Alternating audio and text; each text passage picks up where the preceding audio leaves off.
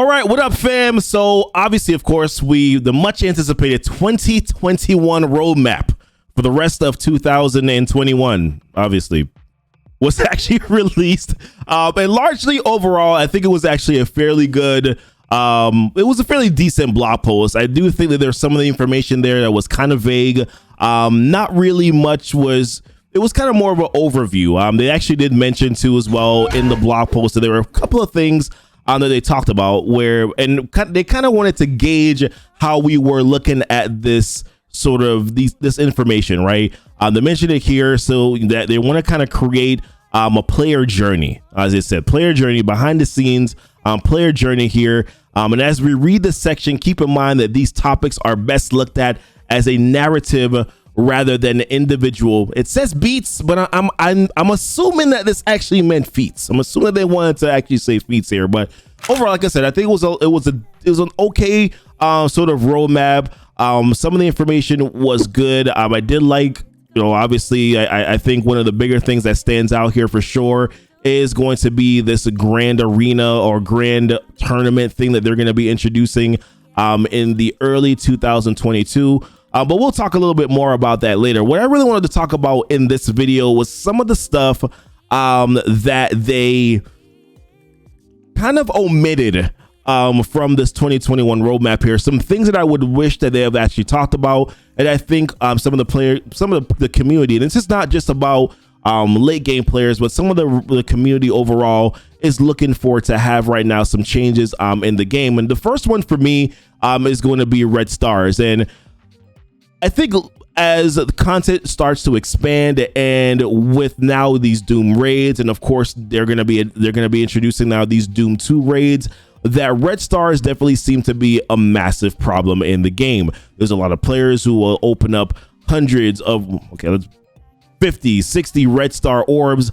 They're elite orbs and still not get very good red stars on characters. Only getting 3 red stars on a character at this point in time in the game is just really not good enough. You need more red stars in order to be able to do this content. I think at least at a bare minimum, you kind of want to have at least 4 red stars in order to be able to do late game content.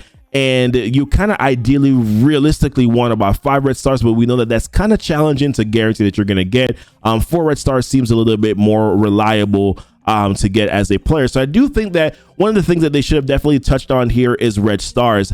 I haven't really seen them do much of an influx in giving us any more red stars so that players can open them, especially now that you have to wait until the character is not boosted anymore in the red star orb in order for you to be able to get those dark promo credits. So that's one of the things that I would have liked to have seen them address here in this roadmap, is just something. How are they going to make available more? How are they going to make more available? Can't talk tonight. How am I going to do this to make red stars more available for players so that you can have a better opportunity to land those red stars? And I think I would like to see them kind of make some changes to the red star orb in general. Definitely the elites. The fact that they still have minions in those elite orbs is quite crazy. So I would really like to see them make some changes where that's concerned. But the next thing I want to talk about here, as a player that has ran a lot of beginner accounts, I've talked to a lot of beginner players. I'm doing currently a beginner series right now. I think that the beginner experience, in my opinion, is a little bit lackluster. I think that there's a lot of things that they could definitely do to change the beginner experience. But it seems as if though, whenever they're talking about any sort of new changes, making any sort of there's really never any talk about the beginner experience. Now, there have been some things that they have done to make the beginner experience better.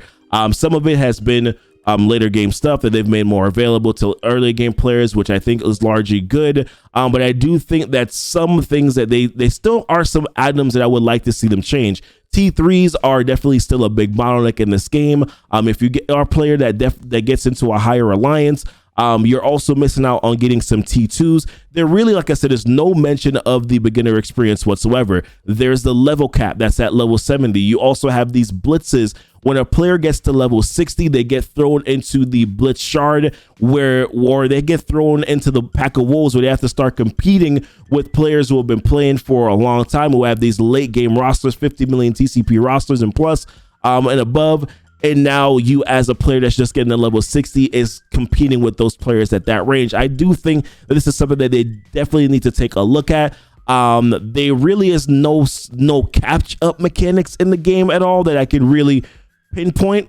Like I said, Nebula and Gamora getting a rework is good. Those are players and those are characters that you can get fairly early and that you can use on your roster. If you were around when you got Kestrel, then of course that's a good thing. But what about if you weren't? There really is no other catch-up mechanics in this game. I think older legacy characters, I think that some of these legacy characters should be at a permanent boosted drop rate to make it easier for some of these players to get those older legacy characters, considering that now a lot of them are power crept.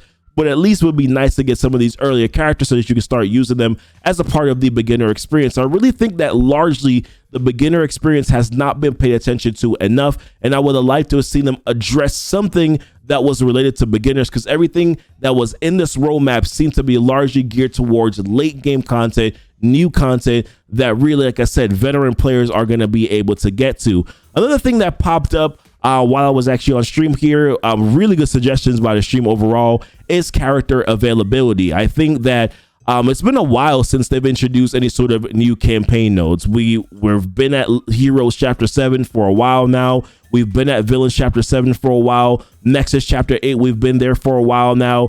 There really has been no new. You have these new characters that you're introducing, and you're kind of pushing a lot of them to be an Orb exclusive, or you're throwing them into the War Store, which I don't know if y'all realize by now, but the War Store a little crowded. It crowded. I'm not gonna say what I wanted to say because I'm recording the video. So, but it's crowded as ever.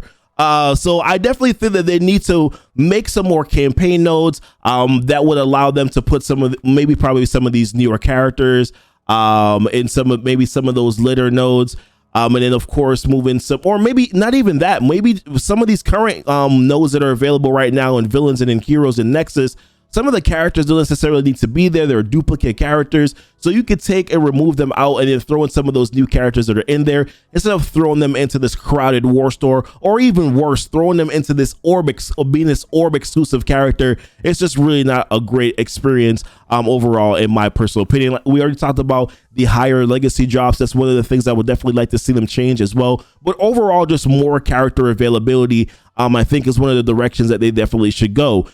Speaking about these different campaigns, they mentioned that blue ISOs are going to be there's going to be, I guess, blue ISO is going to be a requirement now for these new Doom 2 raids, which we kind of saw that coming anyways. They were going to be a requirement for something, right? So we knew that. We now understand that. But for what about the other blue ISO, the blue ISO T1, level 1, level 2, level 3? You have this regular ISO campaign, only 2 chapters of this ISO campaign here. And I really think that it's about time that they introduce this new ISO campaign now, or a new ISO campaign, new chapter that will include these blue ISOs. So if you're going to have now content and where you're going to have these blue ISOs in order for you to be able to enter it, then I do think that they need to make it more of it. They need to at least introduce another campaign node or another campaign chapter where you can start farming those blue ISOs, probably another 2 chapters, right? Where you can farm those blue ISOs to make those a little bit more available for the player base. They are addressing gold in the game, but there is a massive concern, in my opinion, in regards to how much gold are we really going to be getting? Is it actually going to be enough gold for players? You're introducing this new level 85 cap. Eventually, of course, you're going to be introducing gear tier 16, which, by the way, is going to be teal gear. We thought it was turquoise, but it's going to be that teal gear. So they're going to be introducing that as well. But I'm a little concerned about the gold. Yes, they're increasing the amount. There's supposed to be this full 8.1 million gold increase that they're supposed to be given, but I don't know. I'm just not confident in it, and I do think that there still needs to be some revisiting of the gold. The 8.1, or the increase of the gold, I think definitely is going to be more beneficial for players who are mid game or earlier game. I do think that that's probably where you're going to see that impact. I think those players are going to see the impact more. I think more veteran players, later game players, you're just kind of going to eat that up with just one character anyway, so you're not really going to experience it as much. But I think mid game, earlier players will be able to spread that gold out a little bit more. But also, in fairness, they're probably also not going to be getting the full 8.1 as well, because they're not doing these higher wars. And so it's kind of gonna, in paydays, like they're not gonna be able to get the payday as much. So yeah, they're not going to be getting the full 8.1, but at the same time, yes, I do think that it will benefit them a little bit more. It benefits everybody, but the point is that it's going to be benefiting more of the mid to earlier players just because of that goal will travel further with them. But I do think that there's definitely, I feel like they're behind a little bit, right? The 8.1 is cool for this new level 85 cap, but I feel like they're a little bit behind because they didn't give us any sort of increase in gold once they moved to level 80. So definitely would like to see them make some changes there. And the last thing that's on my list is probably one of the biggest problems that is in Marvel Strike Force right now, and that really kind of creates this frustration for a lot of players. It's bugs, and there is a lack of communication when it comes to these bugs. I think that's probably one of the major issues. Is not that the bugs are there, but it's also that a lot of these bugs seem to go very silent. There's really no acknowledgement of these bugs, and I do think that this is something that they need to be a little bit more proactive about. Not even if you're not going to fix the bug, at least let us know that you acknowledge that the bug is there. Having zero communication is just as bad it's just bad. It's just bad in general. It doesn't matter. It's just having zero communication on the bugs here is a big deal. And I think that, like, for instance, the Maria Hill thing happened with the red stars, right? That was obviously a bug that was not supposed to happen on that Friday, but the communication came out a week later. And then there's been multiple bugs that have been reported. The Falabelle Deathproof bug. There's a Kestrel bug, I think, in Arena right now. There was a Maria Hill bug, which I think the Maria Hill one was fixed, but really just no communication to the player base in regards to what is going on. I think that that's something that they need to do better at. I think also there needs to be more quality check on their bugs, but of course we already know what quality. I don't even know why I even brought it up in the first place, but you kind of get what you get it. Like there's no real quality checks. We need to be able to trust that whenever you introduce a character into the Red Star orbs, that they're actually going to be there. We need to trust that whenever you introduce these campaign event characters, that it's going to be the right orb that's there. We really shouldn't have to do this quality check. This is something that you should be able to do prior to us being able to see it in game. The bugs, every game is going to have bugs. But I think if communication was better, I think if there was more proactiveness to being able to take care of the bugs that are actually there in the game that are frustrating the players, and not just taking care of the ones that benefit the players, I think that it would be you'll be better overall long term. But this is kind of where my thoughts are. I'm going to stop now. It's late. It's like 10:52 p.m. when I'm recording this video, which is not really that late. But when you got 3 kids, it's actually very late, and I don't even know why or how I'm still talking. But listen. What do you guys think are omissions that they definitely should have included in this roadmap? How do you feel overall about the roadmap? Do you think that does it satisfy your needs? I think, like I said, overall, it's a good roadmap. It kind of gives us an idea of what's going to come. I think that there are some good things that are in that roadmap, but we'll talk about that a little bit later on. I more wanted to talk about the omissions. For what the blog post was, it was fine.